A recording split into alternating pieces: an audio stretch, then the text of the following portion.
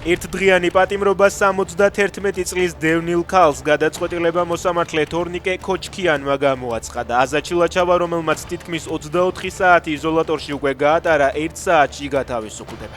მე მაქვს ჩემი პროტესტი, რუსეთი, რომელმაც გენოციდი მოგვიწყო, ოკუპანტია.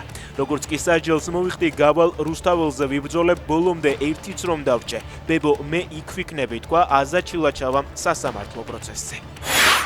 მარნეულის ერთ-ერთ სკოლასთან ქვეითად მიმავალ მოზარდს ავტომობილი დაეჯახა. მარნეული ნიუსის ინფორმაციით შემთხვევა რუსთაველის ქუჩაზე მოხდა. დაშავებული სკოლის მოსწავლე კი სასწრაფო სამედიცინო დახმარების ჯგუფმა კლინიკაში გადაიყვანა.